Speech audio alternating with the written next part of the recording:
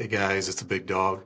I just want to talk to you today about Trump's economic policies and the real world effects that they're having on people.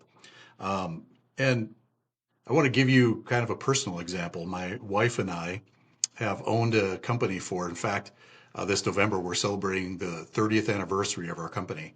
So we've been around a while. We've been through a lot of ups and downs. We've been through a lot of economic ups and downs, and we've seen a lot of changes in business and how business operates, especially with the emergence of the internet and different things. And so, we've seen a lot of good times. We've seen a lot of bad times. Sometimes things just kind of happen that are out of our control. And other times, things happen because we make bad decisions and we elect bad leaders. And that's what's happening right now. The tariff policies that Trump has implemented, let me just tell you how it's affected our small business. In the months since he's enacted those tariffs, basically before those tariffs, somewhere around 20 to 25%, it varied a little bit year over year, but 20 to 25% of our business was international. Uh, Now that has shrunk to almost nothing. Our three biggest countries where our customers came from, other than the US, were Canada, the UK, and Australia. And since Trump has enacted his tariff policies, we've lost 100% of our Canadian customers, 100% of our Australian customers, and we've lost over half of our UK customers. Now, that has been a huge hit to our business, uh, and has really taken a chunk out of our profits. It's affected our hiring, our ability to hire people. It's affected all kinds of different things. In fact, uh, because of the hits that our company has taken this year since Trump came into office, we've had to scale back our staff to just my wife and I again. So we're back to just basically doing everything, which is why I haven't had much time to do these podcasts. I'm just trying to fit one in right now in between business responsibilities. And on top of that, uh, we had this whole thing where the Republicans allowed the ACA subsidies to sunset. Now, a lot of people don't have a lot of sympathy for that because they were set to sunset and the Republicans just allowed them to. And so the argument is, well, they were going to sunset anyway. Yeah, but so were the tax cuts for the wealthy. They were also going to sunset. And guess what the Republicans did with those? They extended them. They didn't allow those to sunset, but they did allow the ACA subsidies to sunset. And that has affected people tremendously. Uh, it's going to in 2026. It's going to be a huge hit for people. If you're not familiar with how the healthcare marketplace works, maybe you have health coverage through your employer or whatever. Basically, you have to re-up every year. So November, December, window opens, and you have to go through the whole process of going through and submitting your information and picking a healthcare policy. You can choose, basically, if it's still offered, you can choose the same policy you've had in years past. Uh, Again, if the company chooses to continue to offer that policy. A lot of times they don't because they just didn't find it profitable enough or whatever. So we went through I recently went through the process again. I kept waiting, hoping that somehow the two parties would come together and extend the ACA subsidies. Didn't happen, so I bit the bullet, went online and re-upped for our healthcare policy. Uh, I wanted to continue the policy that we've had because in the last couple of years, my wife and I have both had unexpected health things pop up. And because we had a good, solid health insurance policy, we were able to manage the medical bills that resulted from that. And so we wanted to keep that policy. But in order for us to keep that policy this year, the premiums were going to more than triple because of the removal of the ACA subsidies. And that's pretty typical. A lot of families are getting sticker shock right now. They're signing up for their healthcare policy and finding their premiums have doubled, tripled, sometimes even more than that. And So that's on top of the challenges that we face with the tariffs. Uh, we've got that on top of it, and there was no way we could afford uh, to have our premiums triple every month. So we had to cut back to a bare bones policy, and we're just hoping and praying that 2026 nothing happens to us health wise. Uh, we don't have much faith in the ability of the two parties to figure this out. Uh, I do think that the Democrats are easily going to take the House, but there's almost no chance they're going to take the Senate. So they're not going to be able to push through anything that's going to extend the subsidies for the policies. So I anticipate for the next 3 years at least that that our premiums will just be continue to be sky high. Uh, so we got the tariff challenges, we've got the ACA challenges, and then I look around and I see these huge corporations that we have to try to compete with every day, multi-billionaires, and they got a massive tax cut. Now, it just seems so absurd to me that the Republicans allowed this to happen and that people support it. I really do not understand it. And I'm speaking as a former Republican, as a lifelong Reagan conservative. I don't understand how Republicans look at this situation and think that it's okay to extend huge tax cuts to billionaires that are exploding the deficit while denying people basic health care. It's insane. And this is the country we live in right now. This is what we have voted for ourselves. I know a lot of you out there didn't vote for this. I didn't vote for this, but almost majority of our country decided this is what they want. Uh, a lot of them probably have regrets now, especially as they sign up for their health care plans. But this is what we have. This is probably what we'll continue to have for at least the next 3 years. And we've got to figure out how to deal with it. Uh, One of the ways I think we need to deal with it is we need to educate ourselves and not let our country be put in this position again. I'm a member of a lot of different small business organizations, and I speak to a lot of small business owners, and they're hurting. Small business in this country is hurting badly. And it's a combination of the tariffs, uh, the basic state of the economy, and it's also a product of our leaders allowing massive corporations to carry out monopolistic policies. And those things are crippling our economy. Uh, you look at the stock market and you think, well, the stock market's up. That's a good thing. The stock market is not the economy. In 1929, the stock market was continuing to roar while people were suffering until finally the economy caught up with the stock market and caused it to collapse. And that's probably what we're looking at for our future at some point. The markets can't continue uh, to rally and to take off while average Americans can't afford to buy groceries. It's just not uh, it's just not a reasonable position for our economy to be in. And so so what can we do? I ask myself this a lot, and I think that we just have to do what we can do.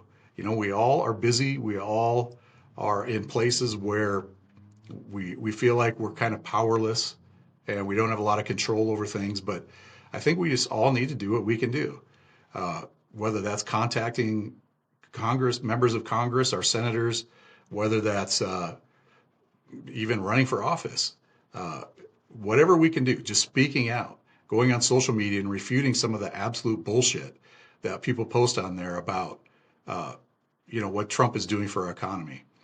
Trump runs around saying what a great economy he's created, how this is the greatest economy that our country has ever known. And, people look around and they're completely removed from that. Uh, how Trump can continue to spout this absolute nonsense that nobody believes just shows how absolutely out of touch he is. Uh, what's really happening in this country is there's a lot of pain taking place, and it's probably not going to get better anytime soon. unless something miraculous happens in this next election that I certainly don't foresee, and most election experts don't foresee. So I think the first important step that we need to take is we need to educate ourselves. So why are these policies so bad? Why are they problematic? So let's just kind of take them one by one. The tariffs. This is one of those policies that if people knew their history, especially their economic history, tariffs never would have, this tariff wall never would have been a thing. People never would have supported it. It sounds good in theory, because the theory is if you make products more expensive to import, then people will buy American, and you'll see a huge rise in manufacturing jobs, in plants coming back to America. The problem is we have a long history of these tariff walls. We've seen them in action time and time again, and that is not what happens. It doesn't work. It may sound good in theory, and that's the problem. Sound bites, things that people can put into memes make these theories sound good, but they do not work. And in order to understand that, you have to know your history. And the history of tariffs is not good, especially tariff walls. Now, there are times where presidents have, and our Congress, who actually is supposed to be in charge of tariffs, have implemented pinpoint tariffs that actually worked. But tariff walls have never worked. McKinley tried tariff walls. They were a disaster.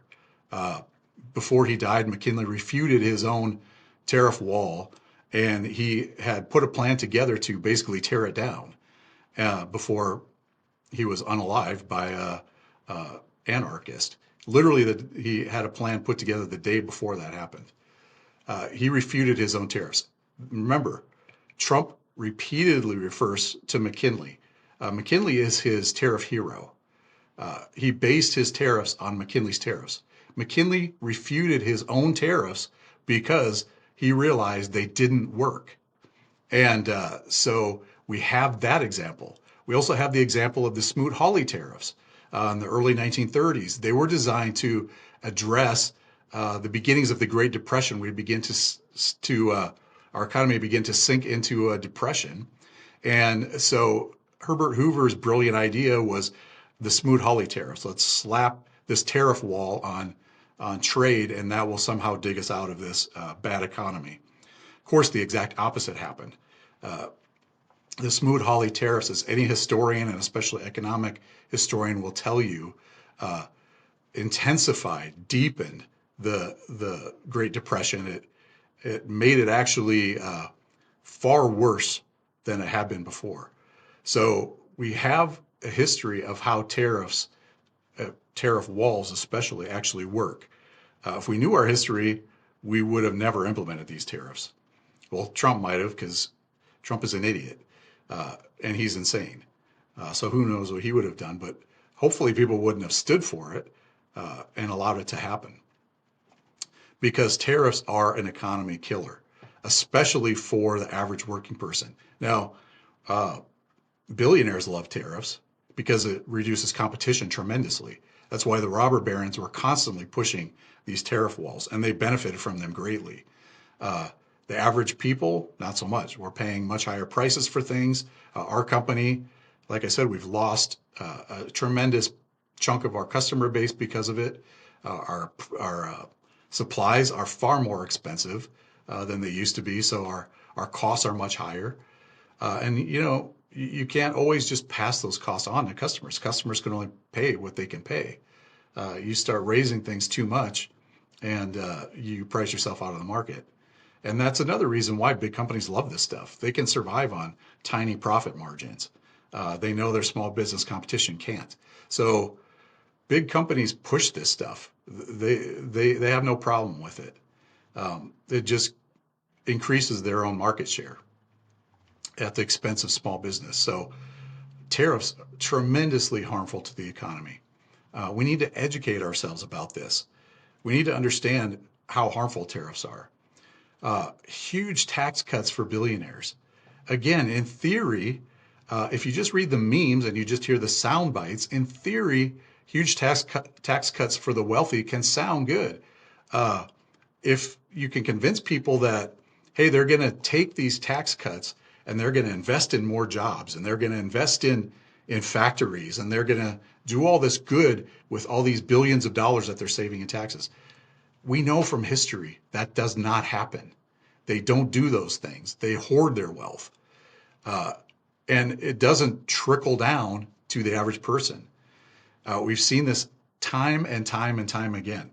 These policies that cause huge wealth gaps between the rich and the poor, we saw throughout the 20s the effects of that.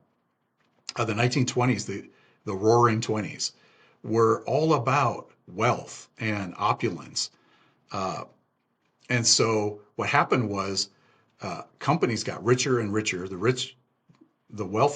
very wealthy got even wealthier, while average Americans suffered. Their wages stagnated or went backwards.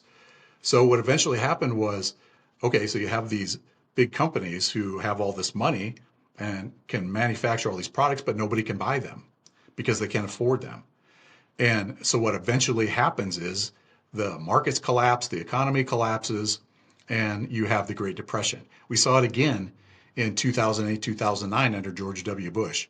We had this massive wealth gap.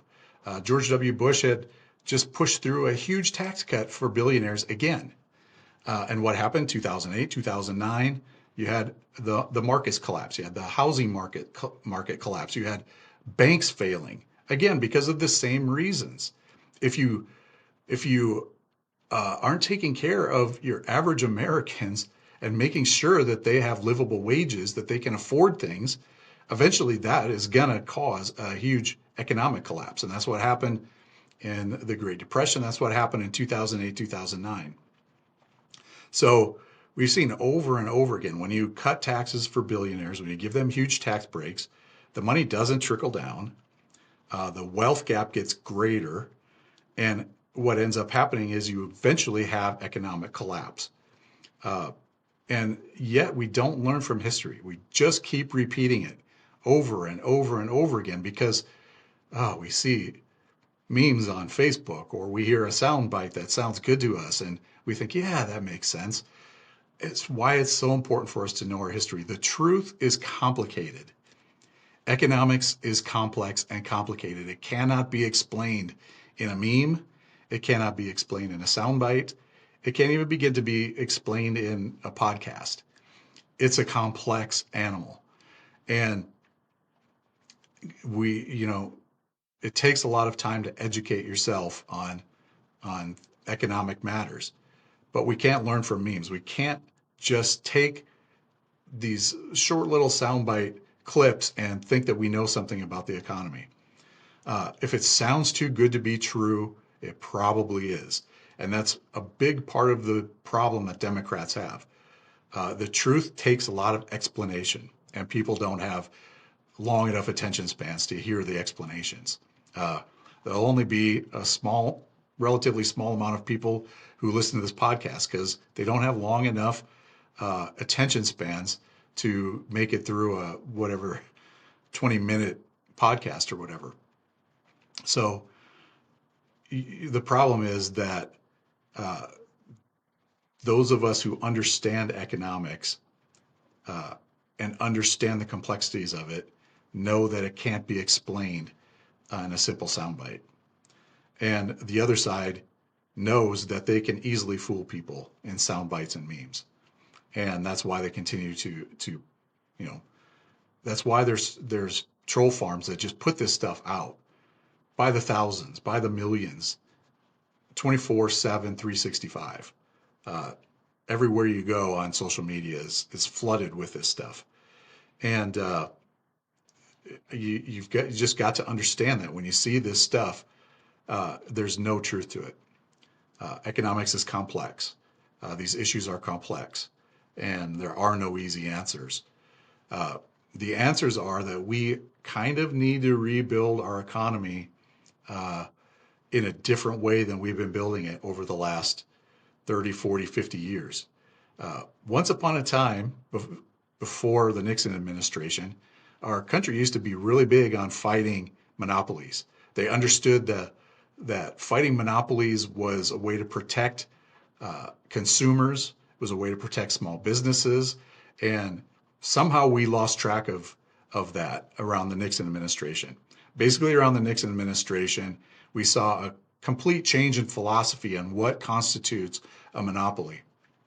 Before Nixon, it was basically if a company acts in a monopolistic way, if a company is manipulating consumer prices, if a company is manipulating market share, if a company is manipulating the vendors that depend on them, if a company is pricing out all the small business competition, uh, that meant that they were a monopoly. And our our government decided those companies needed to be dealt with, whether it was breaking them up, whether it was massive lawsuits or fines or whatever it took. They were going to roll back those monopolies and give small businesses and consumers a fair break. That philosophy changed during the Nixon administration. The philosophy became, instead of are they acting in a monopolistic way, basically the philosophy became, well, do they have overwhelming market share? Do they have all the market share? If they have all the market share, then they're a monopoly. Well, that constitutes almost no companies because there's always uh, uh, some competition for these companies. And so if you're just going to base antitrust laws on, well, we're going to enforce them only if uh, these companies basically have no competition, you're never going to enforce them. And that's what's basically happened since the Nixon administration. And it doesn't matter if the administration is Republican or Democrat. Our administrations have not enforced our antitrust laws. Biden, to an extent, kind of half-heartedly tried, but didn't really follow through, moved very slowly. Um, the DOJ under Merrick Garland, uh, that was kind of their MO. Everything they did was done very slowly, methodically, uh, and so nothing ever really came of any of these antitrust lawsuits. Eventually, Trump became president and just ended them. Uh, and that was kind of the problem with Merrick Garland in a lot of different ways. I mean, if Merrick Garland hadn't acted so incredibly slowly with everything, Trump probably would be in jail right now instead of sitting in the Oval Office. Um, that was just it was a huge blunder, I think, for Biden to choose Merrick Garland to head the DOJ because he just he was a very slow mover, very methodical, very conservative, and he just never got anything done. And so we're left with some good intentions, but really no actions when it came to enforcing antitrust laws under the Biden administration. Trump, of course, Trump's not going to enforce antitrust laws. That's why uh, Jeff Bezos, who heads Amazon, Zuckerberg, who heads Facebook, all these huge companies and their CEOs and their founders donated millions and millions of dollars to Trump's reelection campaign, to all these different slush funds that Trump runs, the cryptocurrency that when these people were buying it, they knew it was worthless. It was basically a way to bribe Trump. It was a way to slide him money under the table. And as a result, none of these antitrust laws are going to be enforced under Trump, and any that began to be enforced under Biden were ended. And so this is what we're left with. We're left with a country that right now is doing everything it can to help billionaires and uh, to endorse huge corporations at the expense of consumers, at the expense of small business, at the expense of vendors, uh, basically at everyone else's expense. And that's what's called an oligarchy. We basically have an oligarchy right now. We have a group of extremely wealthy people who are responsible for bending and shaping the policies of the United States. And of course, they're going to bend and shape those policies continually in their favor at everyone else's expense. Now, the problem with that is it cannot continue forever. Eventually, the economy is going to collapse as a result of it. And it's going to even affect these huge corporations. But they're going to get what they can get while they can get it. It's incumbent on us to never, ever let this happen again. We cannot continue these policies. We can't continue to support them. I don't care what your reasoning is. I don't care if you saw a meme that you thought sounded good. We cannot continue to support this stuff. This stuff is killing us. I don't care if you're a Republican, a Democrat, an independent. If you're an average American, we cannot continue to support this stuff. And, you know, the Democrats have not exactly covered themselves in glory on this. I don't want anyone to get it wrong. The Democrat Party has been complicit in a lot of this stuff. That's why I'm not a Democrat. I'm not a Republican. I'm an independent. And I really don't have a lot of love or time for either party. But right now, the only party that gives us any hope, because we only have two parties, unfortunately, is the Democrat Party. And as flawed as they are, and as screwed up as they are in a lot of these different areas, and as absent as they've been in the fight, right now they're basically our hope. I think personally, my policy, my point of view has become they're the lesser of two evils. This is the party that we need to push forward, and then we need to kick their asses if they get elected. We need to make sure they do exactly what we want them to. We can't continue to let the Chuck Schumers of the world do nothing. We can't continue to let these namby-pamby Democrats, and I'm not even calling them moderates. They're not moderates. They're just do-nothings. I don't even, this term moderate has no meaning anymore. It's meaningless. Conservative, liberal, moderate, none of those things mean anything. They're just vague terms that don't really apply to much of anything anymore. These people aren't really moderates. They just don't want to do anything. They don't want to take risks. They don't want to do anything that might make them look like, socialist. Because the right has thrown this socialist word around for so long. If anyone wants to try to do any of these things, if we want to rein in the wealthy at all, if we want to bring balance back to our economy, we're socialists. These people don't know what the hell they're talking about. They don't understand the terms they're throwing around. They don't know what a socialist is. They don't know what a communist is. They don't know what a Marxist is. And so they just throw these terms around, and it's nothing new. This has been going on since the 1860s.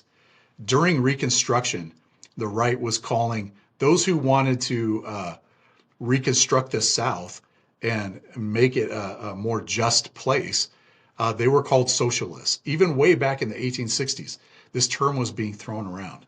And since the 1860s, the right has been warning the country that we're this close away from socialism, and any day now, socialism is going to happen. It's never happened. We're not remotely a socialist country. Look at how we compare to countries in Europe who aren't even socialist countries. They're still far left of us. We're not remotely socialist. We've never been close to socialist. People who use that term that way have no idea what the term even means. They've been saying the same thing for 160 years. It's like these people who run around screaming that the rapture is going to happen any day now. How many hundreds of years have they been screaming this same thing? And it's ridiculous. And yet they still continue to believe it and continue to throw out the same tired arguments and terms over and over again. But our current crop of Democrat leadership is so scared of being called a socialist or a communist or a Marxist. Why? The right has been using those terms forever, improperly using them, but using them. We need to get over it. Just get over it.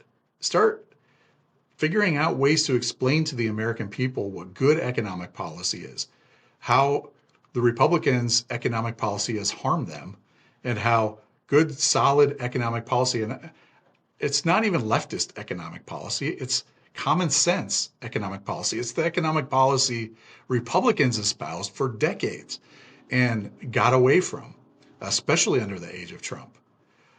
This is not leftist stuff. This is common sense, basic, rock solid economics This is learning from history. This is not being idiots. That's all this is. So forget the terms left, right, moderate, socialist. Those are all meaningless. Those are all designed to cause you to be conditioned to be against these policies. If they can convince you they're socialist policies, and they can attribute socialism with anti-Americanism and all of this other nonsense, they can convince you not to support them. The problem is, in their convincing you not to support these policies, they're convincing you basically to harm yourselves. And we need to get past this junk. We need to learn what actually creates a solid economy. And history has shown us time and time and time again that it's not tariff walls. It's not huge tax cuts for corporations. It's not allowing huge companies to run amok and act like monopolies. It's the exact opposite of those things. And how we've convinced ourselves that these things are good, I will never understand. They're not good. They're harming us. They'll continue to harm us as long as we let them be implemented. Unfortunately, that will probably be at least for the next 3 years or so. I hope our economy can survive without a huge crash over those 3 years. And hopefully after those 3 years, people will come to their senses and will reinstitute some common sense economics back into our country again. Not left or right, not socialist or supply side.